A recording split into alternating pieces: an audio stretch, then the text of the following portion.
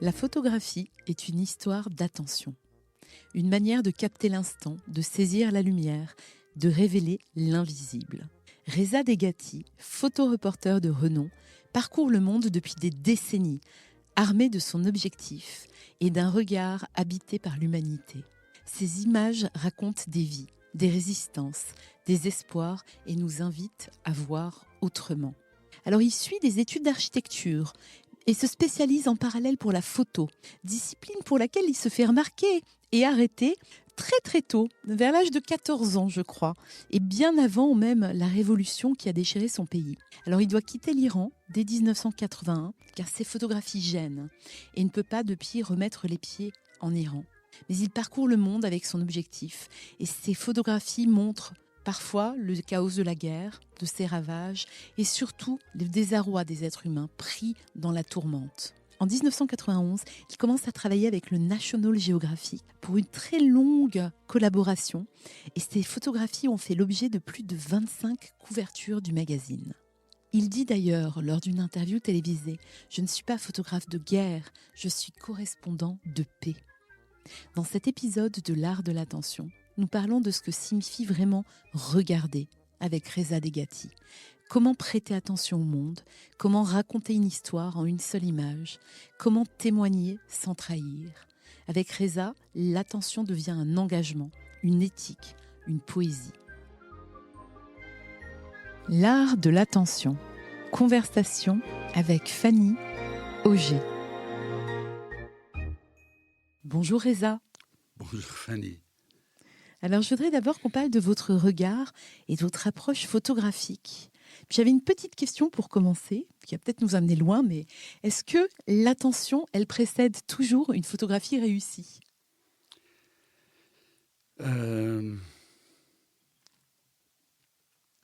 Certes, quand on est devant une situation, le plus important, et bien avant tout, c'est l'attention qu'on a pour chercher la photographie. Donc, attention, ça fait partie intégrale du travail de photographe. Comment captez-vous ces instants de vérité qui donnent tant de force à vos images ? Il faut peut-être commencer plutôt pour l'ensemble de cet entretien, de parler de quelques principes de photographie pour moi. Vous savez, la photographie, le mot, ça veut dire écrire avec la lumière. Donc, il y a le mot écrire dedans. Et à partir du moment où on écrit, donc c'est un langage. Donc, photographie est un langage universel et on écrit avec la lumière. L'appareil devient la plume de notre écriture. De même façon qu'en écriture aujourd'hui, il y a la multitude de gens qui utilisent ce médium, le stylo pour écrire. Vous avez ceux qui écrivent la poésie, ceux qui écrivent le journalisme, roman, la comptabilité, apprendre l'alphabet. Donc, il y a une multitude d'utilisations de l'écriture.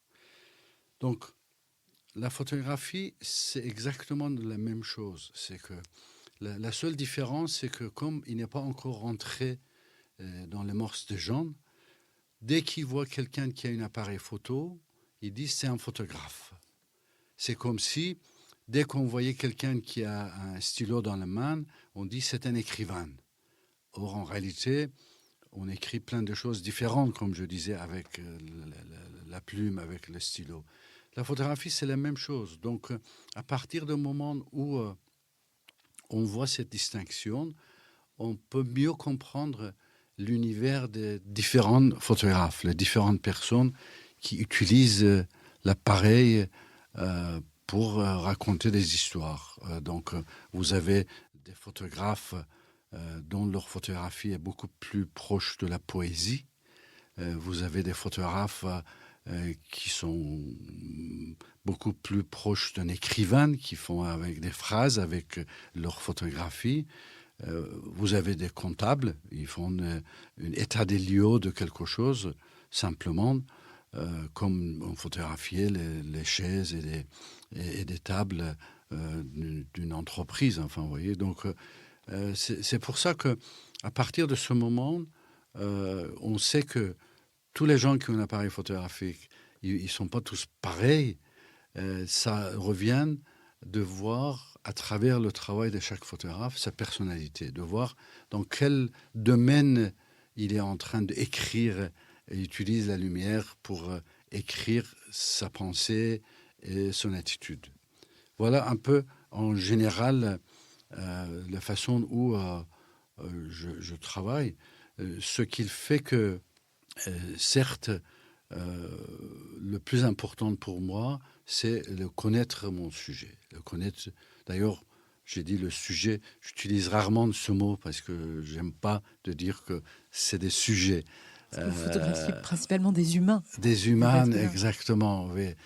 Parce que raconter des histoires des autres, c'est quelque chose que j'ai commencé presque pour ça, la photographie. C'était d'une part, la photographie, c'est un élément aussi qui nous permet de voir différemment, de regarder différemment et de comprendre différemment. Et ça, c'est le rôle des photographes. Les photographes dont je disais que chacun a sa façon. Ils sont tous l'un ou l'autre maîtres de leur travail. Il n'y a pas une meilleure façon de photographe que l'autre. Ce qu'il fait de journalisme, ce qu'il fait de paysage, ceux qui font le street photography, tout ça pour moi, il y a dans tous ces domaines, vous avez des grands maîtres qui arrivent à raconter leurs histoires, mais ils sont tous différents. C'est là où l'ensemble de ce que je fais, c'est beaucoup lié à ma personnalité, à ma perception du monde, à ce que la photographie peut emmener à notre société, à notre humanité. Maintenant, on va reprendre non, mais les merci, questions. c'est très important de le souligner parce qu'aujourd'hui, on a tous un appareil photo dans la poche. Quand même, beaucoup de gens s'improvisent un peu photographes pour des réseaux sociaux ou quoi. Donc on est un peu perdu dans qu'est-ce que la photographie finalement. Et j'aime beaucoup cette analogie avec l'écriture, hein, parce que l'écriture est peut-être plus comprise. On n'est pas Marcel Proust en s'improvisant Marcel Proust. Donc merci Reza de le rappeler. Et puis on sent chez vous qu'il y a un véritable parti pris, je pense, forgé par votre histoire, hein, votre culture, tout ce qui est arrivé, qui est unique. Comment vous êtes un écrivain de quoi alors? Comment vous vous qualifiez vous-même? Quelle histoire vous écrivez? Au fond, j'écris l'histoire des autres, quelque part. J'essaye tout le temps de mettre mes photographies au service des gens dont ils n'ont pas de voix, au service des gens dont leur histoire est importante, leur histoire fait partie de notre culture pour comprendre l'humanité, mais pour différentes raisons, on n'a pas accès à eux, ou on ne les connaît pas. Donc c'est ça que je mets la photographie. Mais pour faire cela, il y a aussi des règles de photographie. C'est-à-dire, le plus important pour moi, c'est de dire que on va défendre quelque chose qu'on aime. Les gens, ils sont attirés par quelque chose qui est beau, et d'autre part, c'est quelque chose qu'ils aiment. Si ils n'aiment pas quelque chose, ils vont pas le défendre, ou ils vont pas avoir un intérêt même de le connaître. Donc à partir de ce moment, l'ensemble de mon travail photographique, où que je sois, c'est dans cet angle de dire comment je peux raconter l'histoire de ce peuple, de cette souffrance même, de ce qui se passe, des guerres, pour que les gens ils ont un intérêt visuel de le connaître, parce que la photographie, comme je disais, comme une peinture, il a ses règles aussi. C'est pas simplement en prenant un appareil ou son téléphone maintenant et cadrer quelque chose en face de nous où ça donnera une photographie qui a les règles de l'art de la photographie. Et comment vous préparez vos voyages alors? Parce que vous avez fait de très grands voyages dans des pays où personne n'allait à l'époque, parfois reculés. Je pense notamment au National Geographic. Comment est-ce que ça se prépare un voyage? Quand j'étais à votre atelier la semaine dernière, je suis tombée en arrêt sur cette photo d'une magnifique conversation entre trois hommes qui partagent le thé ou le café dans une lueur matinale. Et je n'arrivais pas à les situer parce que justement, je n'avais pas vu peut-être assez d'images de cette population et vous m'avez raconté ce voyage et cette histoire.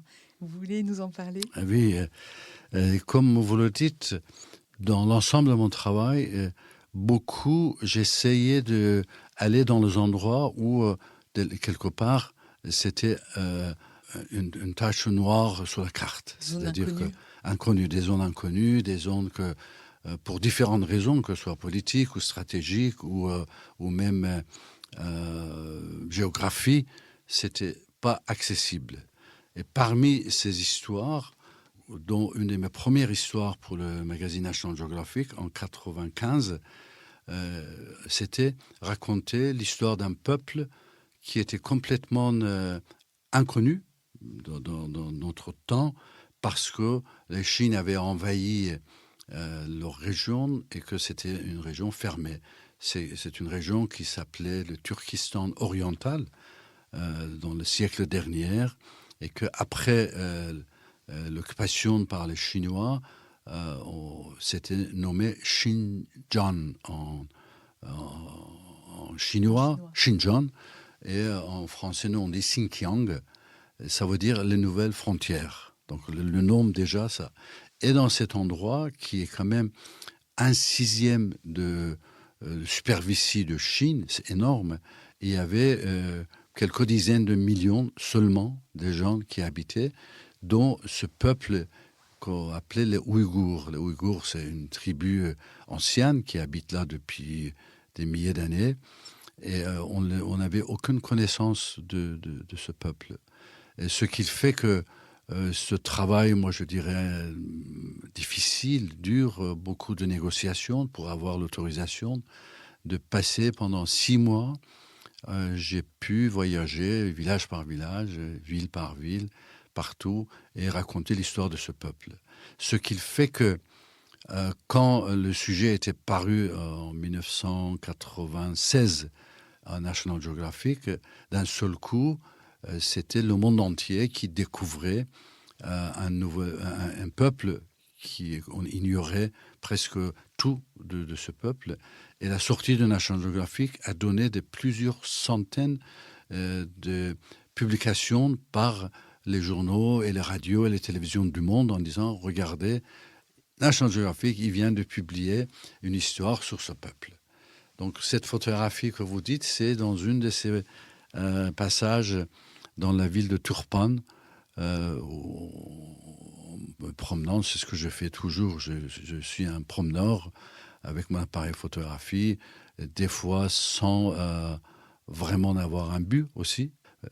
Malgré la préparation dont vous dites que je fais, donc j'essaie de lire le maximum sur l'endroit, sur le pays, l'histoire du peuple, son histoire, et même ce qui est actuellement l'actualité. Donc, je suis rempli de toutes ces informations avant d'y aller, sans avoir une priorité en disant bon bah je dois faire ce genre de photos pour raconter cette histoire. Donc tout ça c'est dans moi et après je me mets comme un promeneur simple en regardant autour de moi et des fois il y a une photographie qui apparaît et que je dis bah ça rentre dans ce que je sais qui peut raconter l'histoire de ce que j'ai su ou c'est dans moi.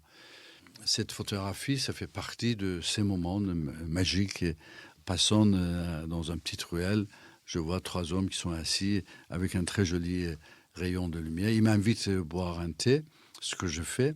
Et une fois que j'avais bu le thé, et ensuite en partant, je leur demande est-ce que je peux les photographier. Et c'est comme ça que cette photographie finalement arrive là où vous avez vu. A été matérialisée. Ah. On la mettra sur mon site. Je me Avec permettrai de la plaisir. relayer, Reza, pour que nos auditeurs puissent la voir. Et puis, mais ce qui est fascinant dans ce que vous dites, c'est que avant la photo, vous avez cette photo qui apparaît et ensuite vous travaillez pour la matérialiser. Et ça m'amène à une autre question, c'est comment est-ce qu'on fait, parce qu'on ne parle pas forcément la langue de ces populations locales, comment est-ce qu'on fait pour les approcher, partager le thé ou le café avec eux et puis leur demander de les prendre en photo. Comment est-ce qu'on fait Parce que pour moi, ça concourt vraiment à l'art de l'attention.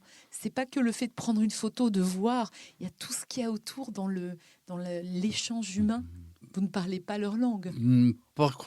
Pas complètement, mais si, parce que je parle plusieurs langues dans l'Asie centrale, en Caucase, Moyen-Orient. Ça m'aide de me faire comprendre. Mais la langue, c'est pas important.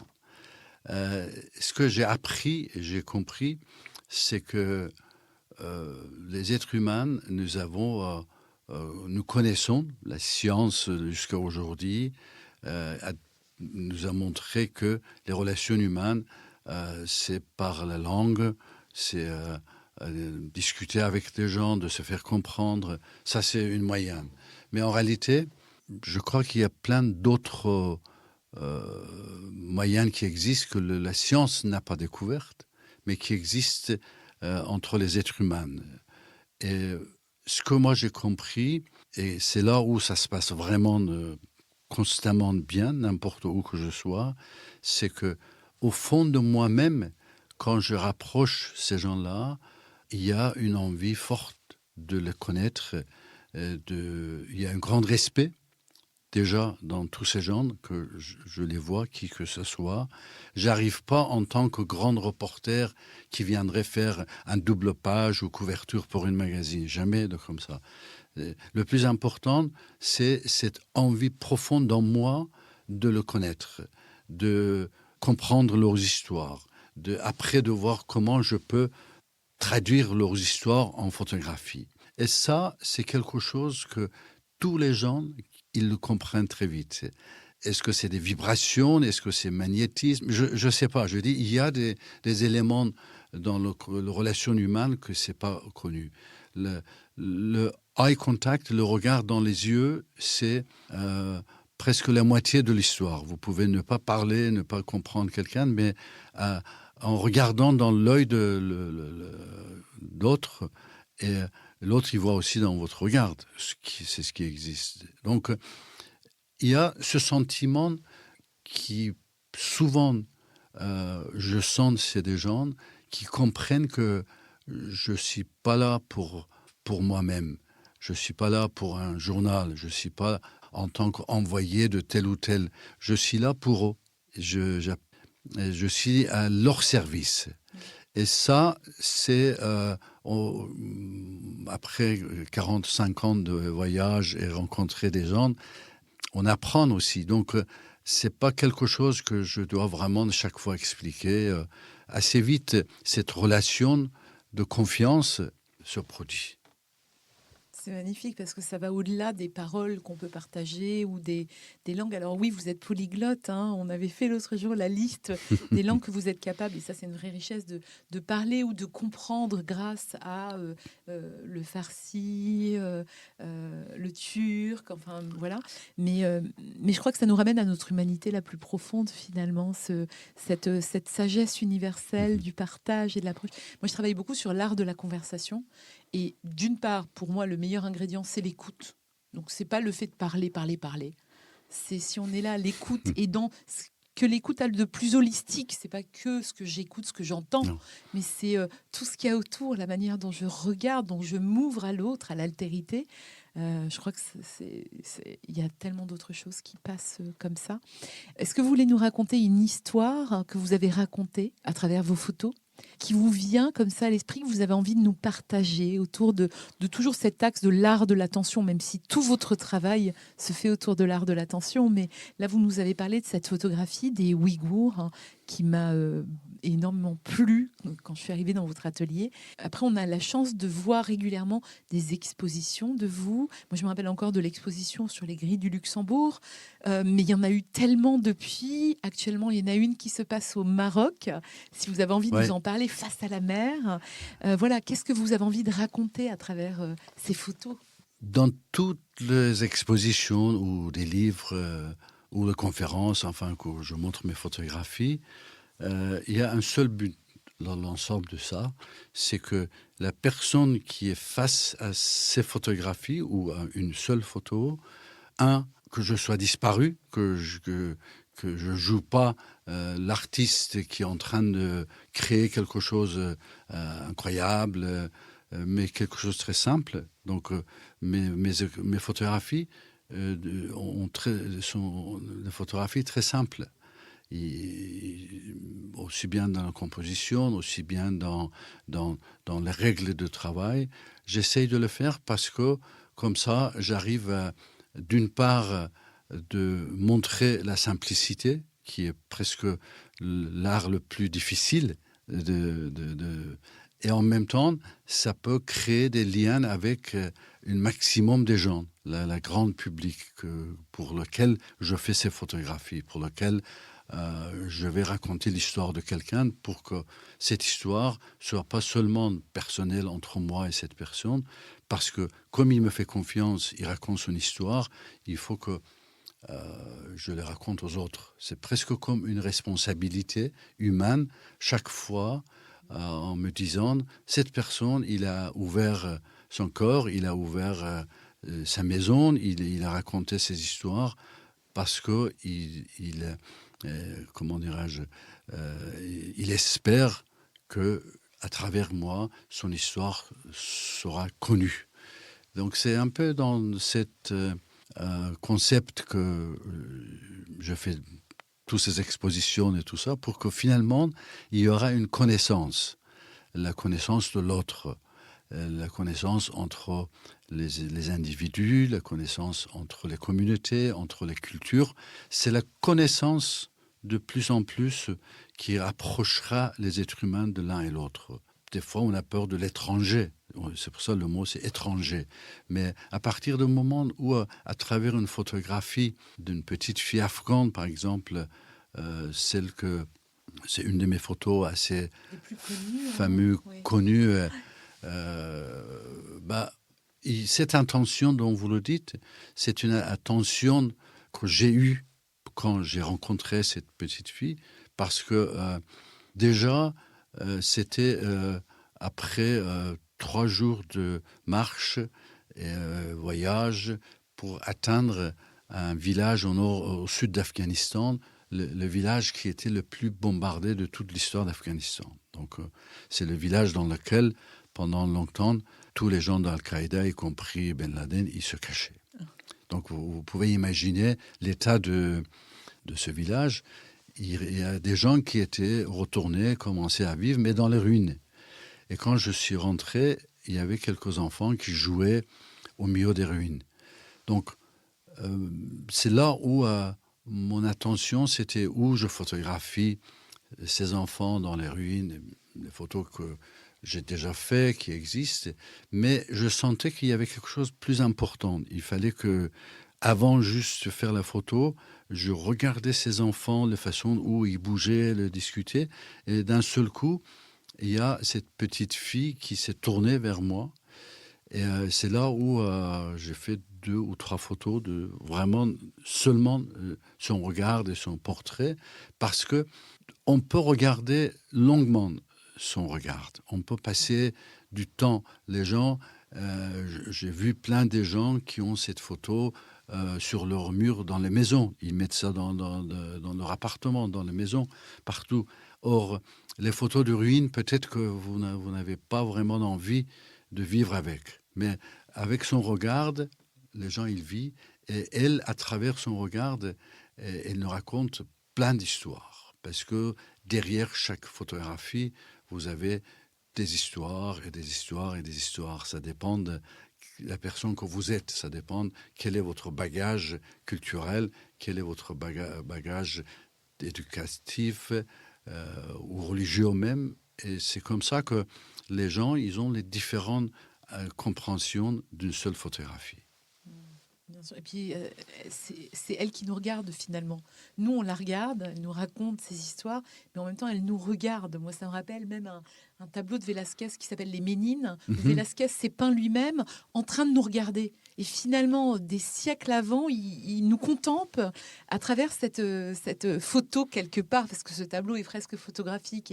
Et oui, la photo saisissante, je crois qu'on s'en rappelle tous de cette petite fille. On se Mhm. demande d'ailleurs des années plus tard qu'est-ce qu'elle est devenue dans ce pays où aujourd'hui les femmes n'ont plus même le droit Non, de parler, de non, converser en mais public, elles sont emmurées, vivantes finalement. complètement. Hein. Mais ça, par exemple, dans mon expo actuel qui est à Rabat, euh, au Maroc, Rabat, c'est une des rares villes, je crois, ou peut-être le seul, autour de Méditerranée, où il y a un musée national de la photographie. Et qui est un bâtiment incroyable du siècle dernier, un fort allemand improbable devant l'océan. Déjà, le bâtiment en soi-même, en architecture, c'est extraordinaire, c'est unique au monde. Et ensuite, le fait que la fondation des musées nationaux de Rabat, avec son président, M. Mehdi Koutbi, qui lui-même, c'est un très grand artiste, qui est un calligraphe, qui avait récemment son exposition à l'Institut du monde arabe. Ils m'ont invité d'exposer tout le musée avec le commissaire Rachel Degati et Pierre Bongiovanni, qui ont beaucoup travaillé sur ça, et tout l'ensemble de mon équipe, évidemment. Et cette exposition qui est nommée Reza, une odyssée contemporaine, ça trace depuis les années 70 mes premières photographies jusqu'à maintenant, en prenant une histoire de conte de Soufi qui est les conférences des oiseaux. Donc c'est de ça que j'avais fait un livre qui s'appelait L'Envol avec Jean-Claude Carrière, très très grande monsieur, personnalité vraiment incroyable.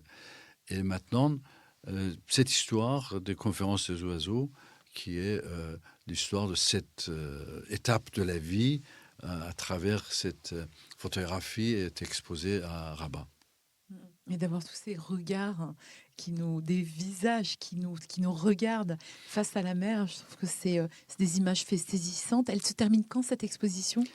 Normalement, c'est prévu pour le fin mai, mais j'ai entendu ces jours-ci qu'ils ont demandé s'ils peuvent encore prolonger quelques mois, Donc, j'espère. chers auditeurs, si vous êtes du côté de Rabat Voilà. jusqu'à fin mai ou alors à la fin de l'été, vous êtes cordialement invités à découvrir cette exposition.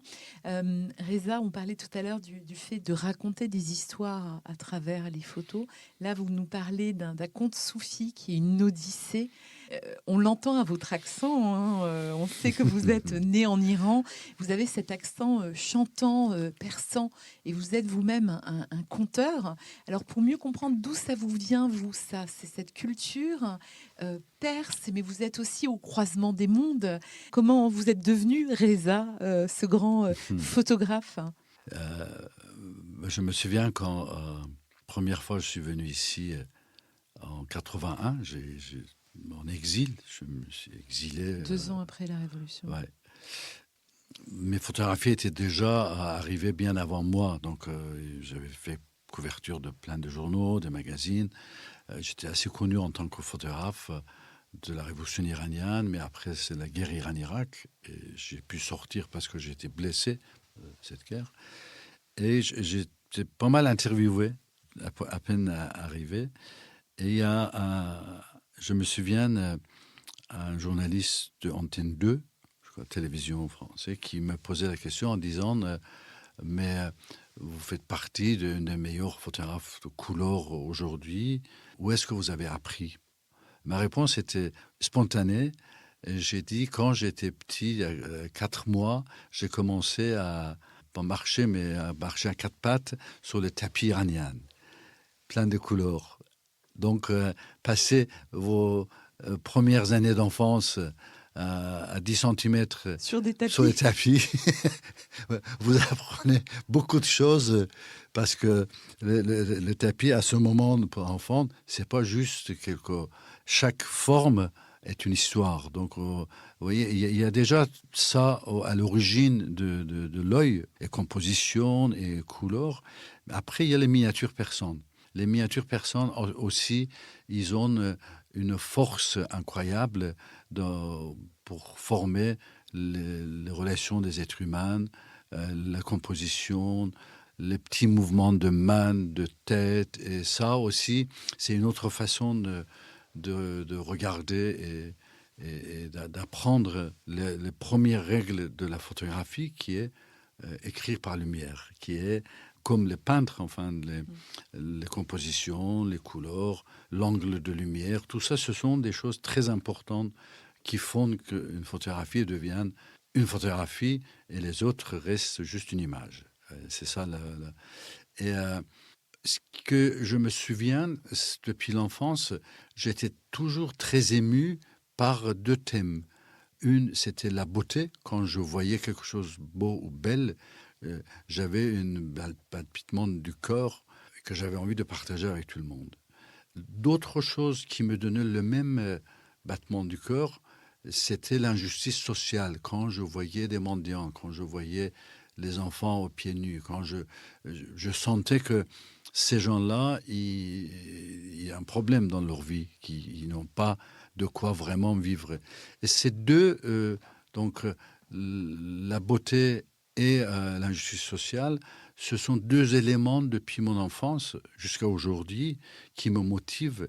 Et d'ailleurs, si vous regardez mes photographies, vous avez toujours ça. Vous avez la beauté d'un côté et l'injustice sociale, qui est la guerre, la souffrance, les réfugiés, les désastres. Donc finalement, je n'ai pas beaucoup changé depuis. Là, quand j'ai commencé à 13 ans, faire ma première photographie, là, 73 ans, ça fait 60 ans que je continue, tout en continuant à apprendre. Je continue tous les jours. Chaque jour, moi, j'apprends encore plein de choses. Mais j'ai fait des études d'architecture parce que ce n'était pas un métier dans mon temps, la photographie. Je suis devenu architecte, je travaillais comme architecte. Mais la force de photographie était tellement forte que finalement, un jour, j'ai quitté mon bureau d'architecte en disant je vais prendre 3 jours de congé. Et ces 3 jours est devenu maintenant 45 ans. Je ne suis plus retourné. Et puis je crois que vous faisiez en parallèle de vos études d'architecture, déjà adolescent, un journal autour de la photo pour lequel vous avez été arrêté bien avant la Révolution même. Vous dérangiez déjà quelque part, vous racontiez déjà des histoires qui dérangeaient quelque part. Toujours dans le même but, oui, j'ai fait mon le seul journal au lycée à l'âge de 16 ans. Je racontais l'histoire d'une photographie parce que je ne pouvais pas mettre la photo dans le journal de lycée. C'était les petites anciennes machines polycopie à la main qu'on faisait tourner la machine pour Je me faire rappelle encore, j'en avais à l'école. Ah bah voilà, ça, c'était Je fais partie encore de cette génération qui a connu les polycopiers. le polycopieur, voilà exactement. Et donc, évidemment, je me suis arrêté tout de suite parce que ça ne se faisait pas, avoir fait un journal et en plus écrire une histoire qui parlait de corruption d'un policier. Là, c'était le summum. Et ensuite, j'ai continué d'une autre façon, toujours de répandre cette histoire dans un Iran à l'époque où il y avait une télévision noir et blanc, il y avait quelques journaux, tout ça c'était contrôlé par le gouvernement. Et pour moi, comme artiste, je dirais, étudiant d'architecture et photographe, que j'avais envie d'avoir une activité, d'expliquer ce que je voyais, j'avais inventé une histoire qui était la façon qui était aller photographier dans les bidonvilles autour de Téhéran ou dans les voyages que je pourrais faire en tant qu'étudiant d'architecte dans beaucoup d'endroits d'Iran où les gens, dans le village ou les bidonvilles, ils vivaient vraiment dans une misère totale. Et en photographiant ça, j'arrivais à faire le petit tirage et la nuit venue, clandestin, le coller sur les grilles de l'université de Téhéran. Ce qui a fait que il y a presque 50 ans. J'allais dire, vous êtes né en 52, donc on parle de Ouais. 1972 environ. Absolument. Bien avant la révolution Oui, oui, complètement. du pays. Oui, et c'est là où ces photographies sont devenues une symbole d'utilisation de l'image pour une forte activisme, artivisme maintenant on appelle ça, mais coller les photographies comme ça sur les murs, voilà, d'où les premières de ma volonté de raconter les histoires différemment. Je l'ai fait ça pendant 3 ans. Vous voyez, et donc j'étais assez aguerri pour ne pas me faire attraper. Je savais comment le faire. Et chaque fois, chaque photo était une histoire. Tous les gens qui venaient, qui regardaient, qui lisaient le petit légende que j'écrivais à la main, en colonne à côté de la photo, regardaient ce village, regardaient cette bidonville, comment les gens y vivent. Les gens, ils ne savaient pas, ils ne voyaient pas. À l'époque, il n'y avait pas. Mais finalement, à l'âge de 22 ans, voilà, de 19 à 22 ans, j'ai fait ce travail de coller.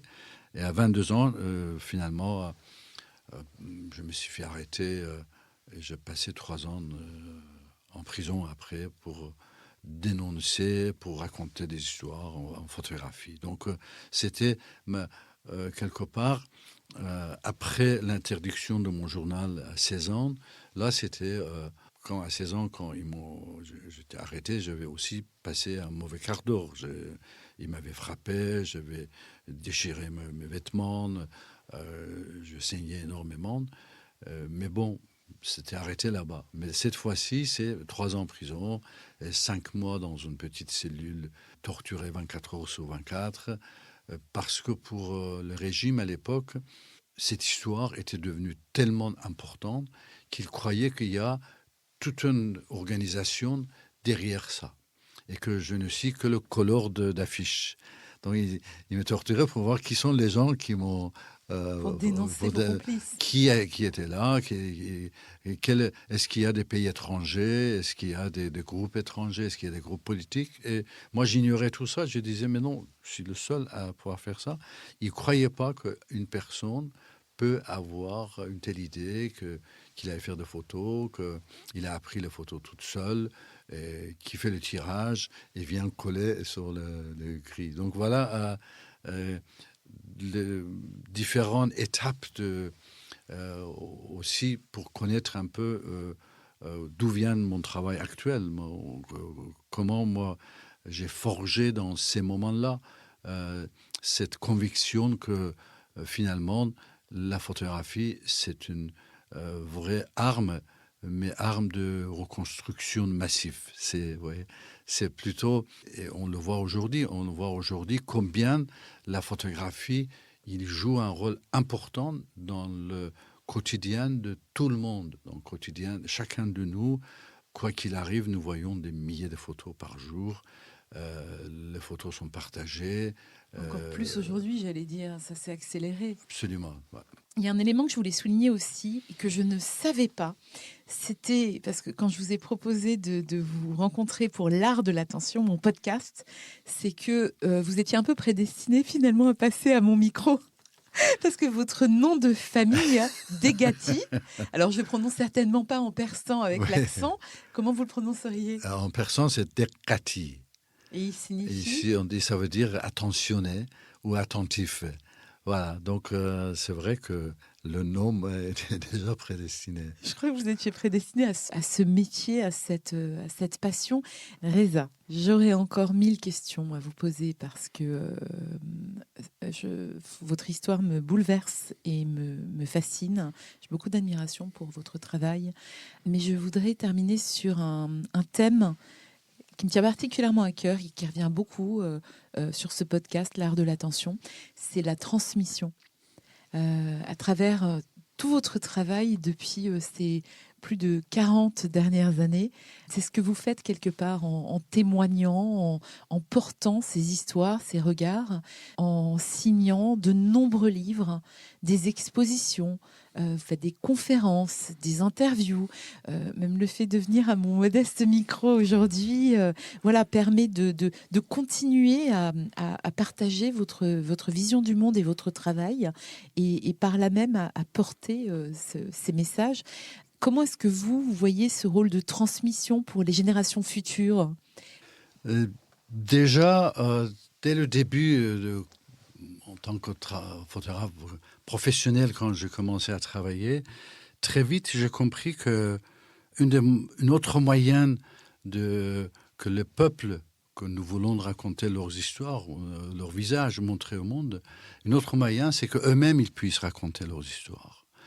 C'est là qui m'a emmené, dès le début, depuis 1983, presque parallèle à mon travail photographique, de commencer à former des photographes, à aider les photographes locaux ou d'autres dans tous les pays dans lesquels j'allais. Et ensuite, il y a eu rencontre avec Rachel, mon épouse, écrivaine, et que on a les mêmes visions du monde. On se complète différemment, un écrivain et un photographe, une écrivaine et un photographe. Donc, ce qui fait que nous avons créé ensemble tout ce que vous dites, les expositions, plus de 368 expos dans le monde, quarantaine de livres, des centaines de conférences, mais aussi plus de quelques milliers des élèves dans le monde. Quand j'ai dit des milliers, c'est parce que déjà en Afghanistan, on a créé une association pendant 20 ans qui a formé plus de 1 millier de femmes afghanes à tous les métiers de médias, journalisme, photographie, radio, cinéma, télévision, en leur donnant des moyens aussi de créer leur radio. La première radio qui s'appelait La Voix de femmes afghanes. Depuis 2002, nous avons créé en Afghanistan le premier magazine pour les femmes en Afghanistan. En 2002, nous avons créé le premier magazine pour enfants qui s'appelait Parvaz.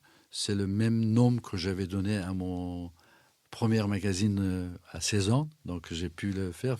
Bref, et ensuite, d'autres associations, c'est les ateliers RESA ou RESA Visual Academy en anglais.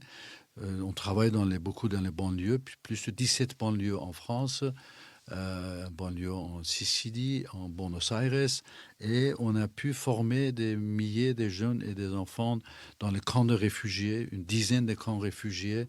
On donne les moyens aux enfants, aux ados de raconter l'histoire, ou on lance des concours photographiques sur l'écologie et l'environnement, un projet qui s'appelle Children's Eyes on Earth.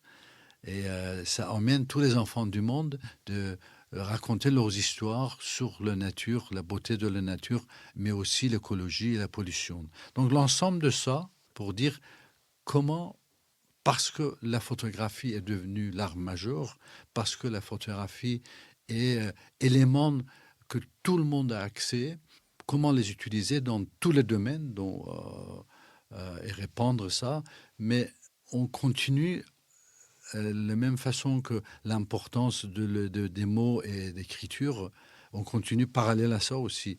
Rachel, elle vient de créer sa maison d'édition qui s'appelle Sama Édition pour publier aussi des livres, des romans. Dernière, c'est le récit d'un photographe, Marc Roussel, qui est un photographe très connu, et réalisateur aussi. Il vient de faire le mauvais couloir. Donc, on reste ensemble avec notre équipe, même comme vous avez dit, Janan et Delazad, nos enfants, tous en essayant de répandre par tous les moyens l'art, culture, cette histoire de l'humanité pour rapprocher l'humanité.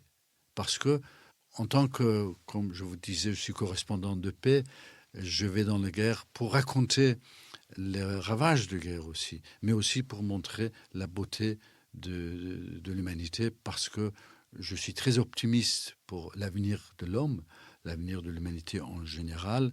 Tous les hauts et bas qu'on les voit, pour moi, ce sont les petits mouvements de société de l'humanité, mais l'humanité, dès le début, quand il a commencé, il est en train de monter et monter et monter vers un meilleur moment pour l'ensemble de l'humanité. Je crois que c'est une magnifique manière de terminer cette conversation, Reza, parce que je crois que cet optimisme, on en a tous besoin en ce moment. Quand on ne sait pas trop vers où on va, avec toute l'actualité qui nous est martelée, de garder cette vision du temps long et de se dire que cette humanité s'élève. On l'espère en tout cas, et je vous remercie infiniment pour votre temps et pour votre attention. Pour juste donner une image de pourquoi je suis optimiste, mettez-vous à la place des gens en France en 1944. Comment eux, ils voyaient le monde? Quel était l'avenir pour eux? Dans quelle guerre, dans occupation ils vivaient, le manque de tout? Eh ben, aujourd'hui, vous voyez, quand vous faites la comparaison de ce qui est devenu. Or, pour ceux qui étaient en 44, le monde était fini, le monde était terrible, il n'y avait pas d'avenir, il n'y avait rien, on ne savait pas quoi faire. Aujourd'hui, on est à peu près, on vit la même chose. Aujourd'hui, le monde, il est presque en 1939 peut-être, mais quoi qu'il arrive, on va passer aussi ça, parce que l'humanité est beaucoup plus forte que tous les gens qui vont faire du mal. Merci pour ce réconfort, Reza. Merci infiniment pour votre temps et votre attention. Merci de me donner cette possibilité de parler aux gens qui nous écoutent. J'espère que vous avez pris autant de plaisir à écouter cet épisode que j'en ai eu à l'enregistrer. Comme toutes les bonnes choses, il se partage, alors n'hésitez pas à l'envoyer à vos proches. Enfin, si vous voulez vraiment me faire plaisir, vous pouvez lui mettre 5 étoiles dans l'appli et un petit commentaire ou m'envoyer un email. J'essaye toujours de répondre. À bientôt au prochain épisode de l'Art de l'attention.